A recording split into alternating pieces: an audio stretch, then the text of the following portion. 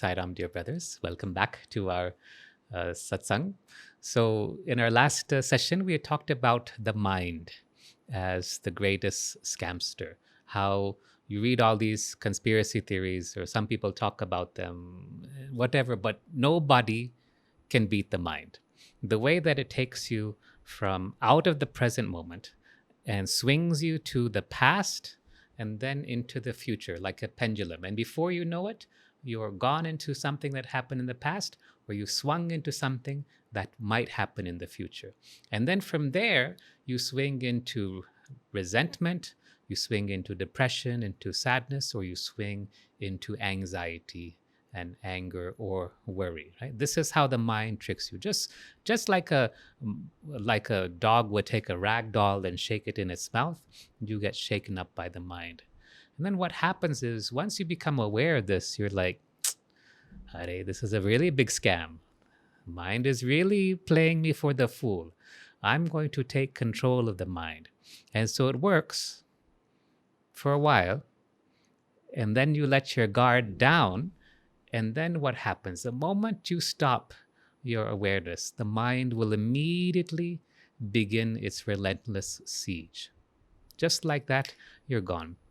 And we gave the story of two great souls, Sutapa and Prishni, who years ago, yugas ago, were asked by Manu, the originator of humanity, to go and do tapasya for the sake of the world. So they did sadhana for 12,000 years. Okay, 12,000, that's a long time to do sadhana. And finally, at the end of this sadhana period, the Lord appeared before them in his form and blessed them and said, what would you want? We've heard somebody else say the same thing too, right? And just like that, the both of them stood there, husband and wife, with their hands together like this. And instead of asking for moksha, just like that, in 1 second, the mind went twing, and they said, we want you to be born as our child. And the Lord just smiled and he said, so be it. And so what happened? They had to leave that place of tapasya. They had to go down to the earth. They had to go do groceries and shopping and take care of laundry. And eventually they became father and mother to Prishni Garbha, who was an avatar that's not much recorded in our history. And then, it's not one time, no. When the Lord gives, he gives in spades. So then what happened? They said, okay, you said you wanted me to be born as your father, as you wanted me to be born as your child. So now you take another birth. So again, they had to take rebirth. And they were born as the sage Kashyap and Aditi. And their son was Upendra, later known as Vamanavatar. And again, they had to take birth, this time as Nanda and Devaki. And their son was Krishna. And although the Lord was born to them, they never had the chance to be his mother and father. Right? So see how this Maya plays. See how the mind in 1 second will grab you by the neck and shake you like a lioness shakes its prey when it catches you. Right? So the homework was to watch the mind. You cannot defeat the mind. At least, well, maybe you can. I mean, we hear of Sthita Prajnas, people who've achieved various levels of silence. But, for householders like us, it's hard to defeat the mind, but you can certainly witness the mind. So what I'd like to hear from you is your experiences. So you can pass around the mic. So let's start with you.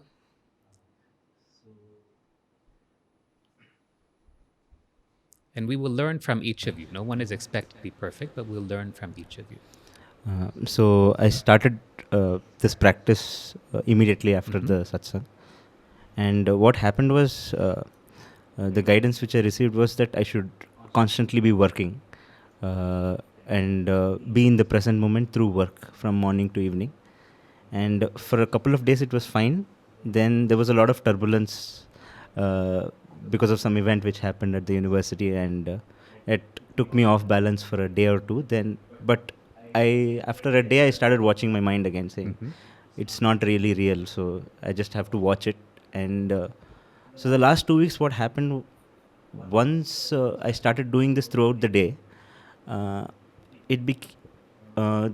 entered into a state of flow through which I could come to know what's going to happen the next day, and I would not even pay attention to it, but I just know that this is what's going to happen tomorrow, and this is what I'm going to talk about in class today, and Yes. everything started becoming easy. And even the turbulent moment when it came recently again, I was able to just watch it and say, okay, I don't have to really react to it. So So just this is a very good example. So first of all, very good, very good. You have done well, so you deserve a pat on the back. This is a good example of where when you just watch the mind, when you become the witness of the mind, then things become easy. And what's happening very beautiful is you just know what needs to be done. You won't pre-plan it. You won't think it like, okay, I have to go from Bangalore to Delhi tomorrow and my flight's at 10 o'clock, so I have to leave home at such and such time. That's planning. And that's the role of the mind, to plan like that. That's fine. But it'll be that you will just know what needs to be said. You won't even plan it.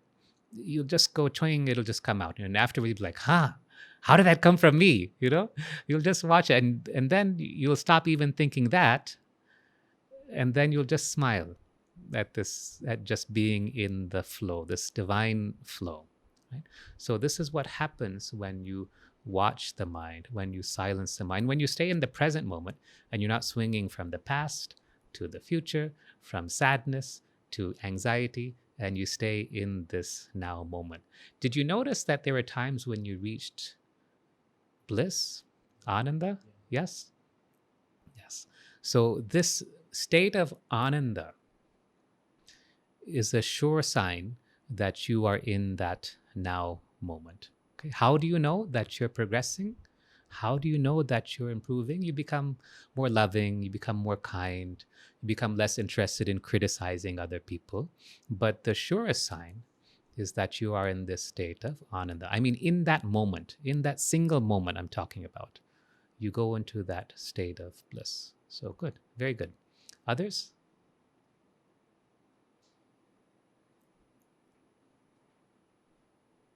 All right. So, what I have done is I watch when I come out of that moment. Okay. So, it's one thing to try to stay in the moment, right? To still the mind.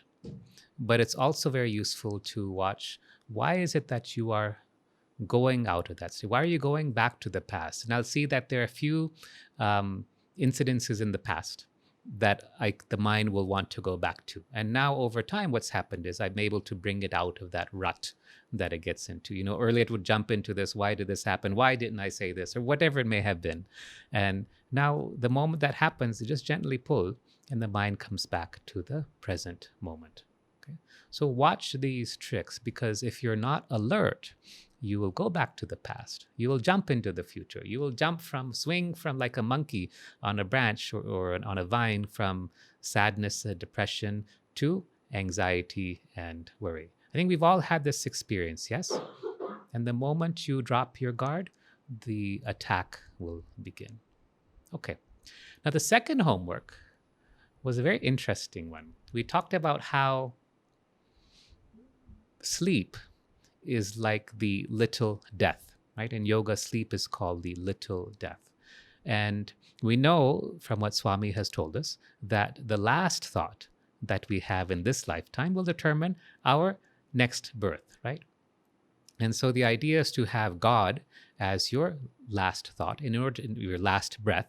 In order to do that, Swami says you have to be thinking of God in every breath, right? But sleep gives us a chance to practice this for real, because sleep is like the little death. So the last thought that you have as you go to sleep will determine your state of consciousness while you sleep. Now, there's a little bonus thing here. Swami said once, he said that if a sadhaka does sadhana during the Brahma Muhurtam, when is the Brahma Muhurtam? What time? 3:30. It's 2:06, yeah? Okay, so if a sadhaka does sadhana during that time, for that equivalent period of time spent in sadhana, God will give the sadhaka, the spiritual aspirant, the experience of samadhi while in the sleep state. Okay, that's how valuable this sadhana in the Brahma Muhurtam is. You may not be aware of it because the mind is in the sleep state. But the soul will understand. And so the value of sadhana done during the Brahma Muhurtam is very important. Now, don't underestimate this. For many of us, because we have our phones, and how many of you sleep with your phones next to your bed? Just let me see a show of hands. Almost the whole room. And how many of you once in a while go to sleep looking at your phone? Like you're scrolling on Instagram or YouTube videos and things like that. Quite a lot, no? Yeah. So then what do you think your last thoughts will be in that case? No? Some cat video, some dog video, something like that, right? Yeah. Then you wonder why you're not moving forward. Yeah. So let go of those things and aim to fall asleep at the feet of the Lord instead. Whatever image you want to hold, keep it the same. Don't change it from one night to the other. If you want to have an image of Swami or a feeling of Swami or the mantra of whatever you want, a simple mantra only, then do that. But keep it same. Keep it the same each and every night. Don't change from one day to the other. And in this way, you'll develop this practice of falling asleep in the Lord. What I'd like to think of it as falling asleep at Swami's feet. Yeah. So keep practicing this. Were you able to do this? Anyone had success with this? You tried? Yeah. You tried? How did it go? Just hand over the mic, please. Yeah. 1 second. It's hard, no? It's not so easy. Yes. Yeah. Whenever, every night when before closing my eyes, I used to think I'm with Swami. Yeah, like every day I used to remember, but next moment, yes, I could feel like while sleeping. Except 2 incidents I remember, like some dreams were there, but it's hard, as you said. Now you know why you keep taking birth, no? This is why it happens. So you have to get into the practice of having that last thought of being of Swami, right? See, this is how you die. Okay? This is how you die. Do you think that in your last breath that you'll be awake, skipping and jumping and laughing and this thing? No. Probably you will be in a hospital, sick as stink, not even conscious of what is happening, and then you go, right? If you're lucky, you'll pass away in your sleep, right? That's the best thing. Yeah, just go to sleep and then pass away. Awesome. But maybe you won't. Most people will fall asleep or will pass away because they have fallen sick. Maybe just the illness of old age. But see, if you want to make sure that even if you're unconscious in those last moments, your last breath, your last thought, your conscious thought has to be of God. And you do it by practicing this way. Don't wait till you're 80 plus years old to do this. Do this technique now. Others, you had tried it also? Yes, same thing. I tried a couple of times. Uh-huh. I'm doing every day now, but the mind won't let me sleep until that changes the topic.